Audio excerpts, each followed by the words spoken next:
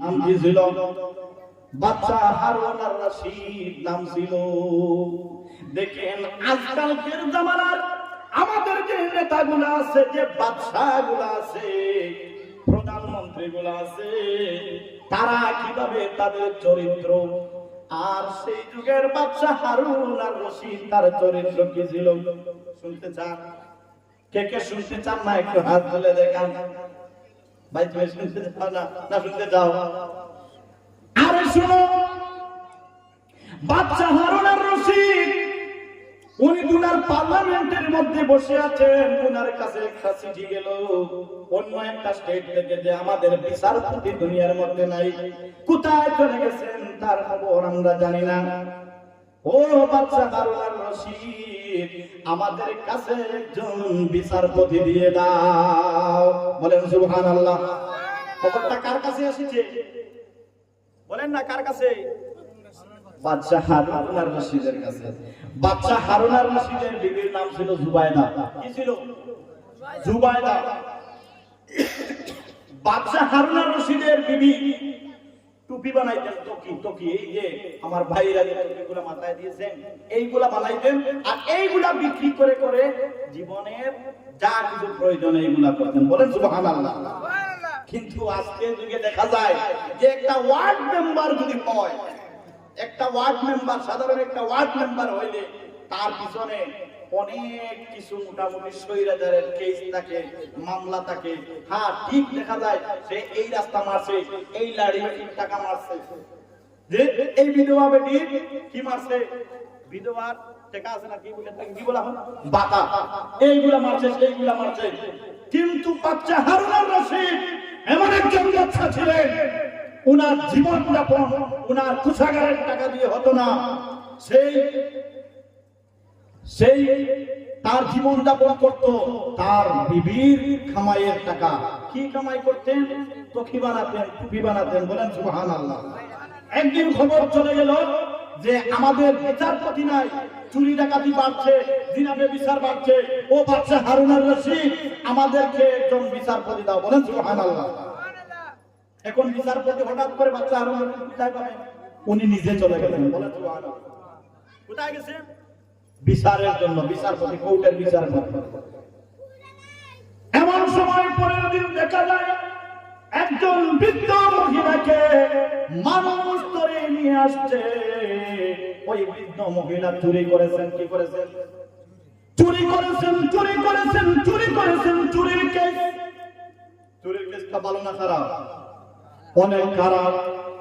বিচারপতি আসলে বসে আছেন, বিচার করবেন, কিন্তু কেউ এই জায়গার কেউ চিনে না যে উনি বাদশা হারুন আর রশিদ। সবাই কিন্তু নাম শুনছে। সেই সময় তো মিডিয়ার যুগ ছিল না। এখন তো আমরা মদিনা নাইকে সবাই চিনি না, মদিনাকে আমরা সবাই চিনি। মানে আমরা তো প্রতিদিন ফেসবুক খুললে দেখি, ইউটিউব খুললে দেখি, পেপার খুললে দেখি, কারণ এটা তো হলো ডিজিটাল। সেই সময় তো আর ডিজিটাল ছিল না। সবাই নাম শুনেছেন যে আমাদের বাদশা হারুন আর রশিদ। কেউ তো চোখে দেখে না। বাদশা হারুন আর রশিদ বিচারপতি হয়ে গেছেন। একজন বৃদ্ধ মহিলাকে নিয়ে আসা হয়েছে। বাদশা হারুন আর রশিদ ডাকতে বলেন, ও বুড়িমা, তুমি কি সত্যি চুরি করেছো? বুড়িমা ডাকতে বলে, ও বিচারপতি, আমি চুরি করেছি, আমি চুরির আসামি। ওই মহিলাকে ডাকতে বললেন, মা গো, ও মা, তুমি কেন চুরি করেছো? কেন চুরি করেছো? ওই মহিলা ডাকতে বলেন, বিচারপতি গো, আমার ঘরের মধ্যে দুইটা আমার নাতি আছে, আজকে 7 দিন হয়ে গেছে। আমার দুইটা এতিম নাতিকে আমি খাবার দিতে পারি না। আমি খাবার দিতে পারি না, তাদের কান্নায় আমি একদম পথহারা, দিশাহারা হয়ে গেছি। আমি কিভাবে তাদেরকে খাবার দেব গো বিচারপতি? আমি বাধ্য হয়ে আমার পাশের বাড়ির দোকানের মধ্যে আমি চুরি করার জন্য গিয়েছিলাম। আর এই চুরি করার জন্য যাওয়ার পর আমাকে তারা দেখে ফেলেছে, আটক করেছে। হযরতে হারুন আর রশিদ বললেন, এই তোমরা কোথায় আসলে? একটা তোমরা পাইজুন নিয়ে আসো, একটা বেত নিয়ে আসো, আর এই এলাকার যে কুশাগারের দায়িত্ব যাকে দেওয়া হয়েছিল তাকে 20টা ডান্ডা লাগাও, আর আমার হাতে বিচারপতি হিসাবে আমার হাতে 20টা ডান্ডা। হযরত হারুন আর-রশিদ হাত পেতে দিলেন, বলেন সুবহানাল্লাহ। হারুন আর-রশিদের হাতের মধ্যে 20টা ডান্ডা মারা হয়েছে। এই ডান্ডাগুলো এইভাবে এইভাবে এরকম নয়, 20টা ডান্ডা মারা হয়েছে, 20টা ডান্ডা পেটে গেছে।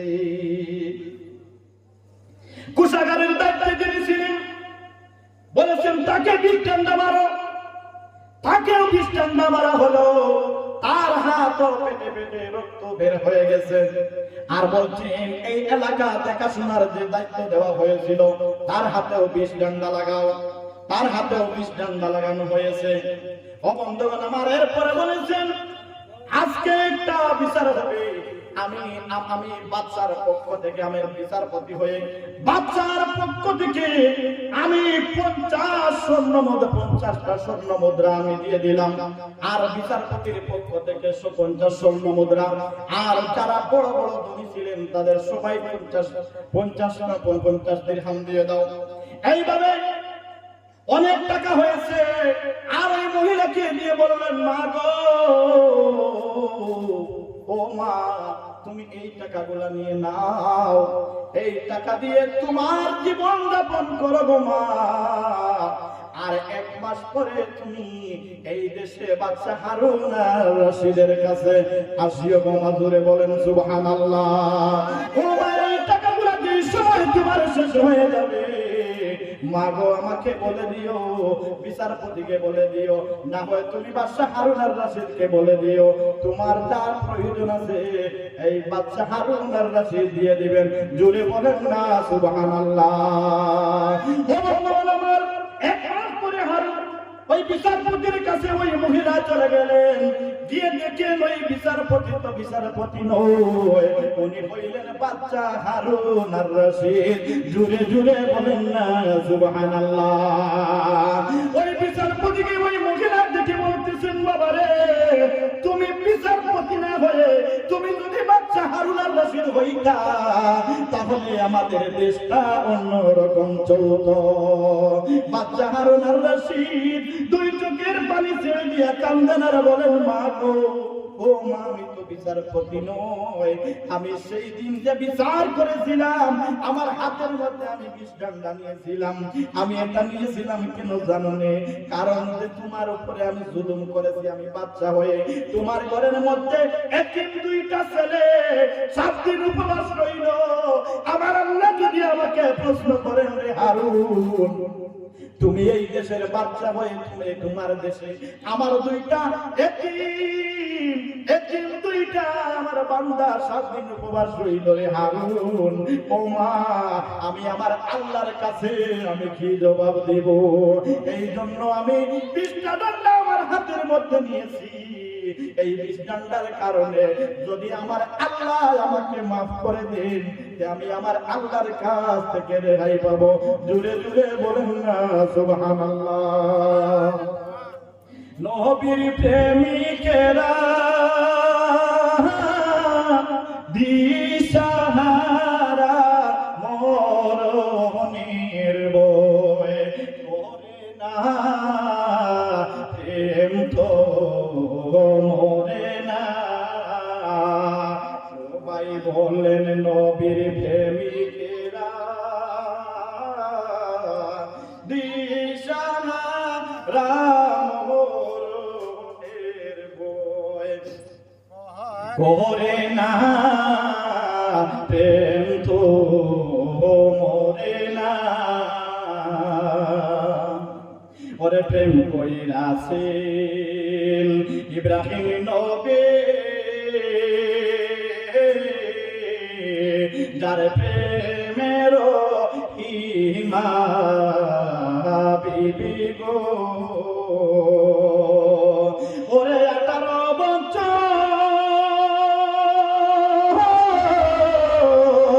খিড়ায় গাইলো প্রেম সারে না, প্রেম তো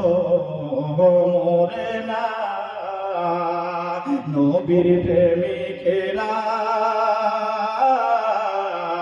দিশাহারা মরণের ভয় করে না, প্রেম তো মরে না। ঠিক কিনা বলেন? ভুল বলেছে? এই যে গজলটা বলেছে এটা ভুল না সত্য? তাহলে সবাই বলেন নবীর প্রেমিকেরা, পাগলা বলো বলো, নবীর প্রেমিকেরা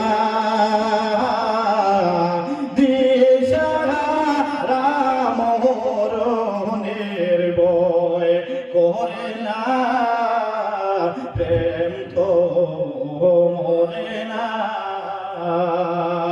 ওরে প্রেম কইরাছেন আয়ুব নবী, যার প্রেমের ঈমান বিবি গো, ওরে 6 জন বিবি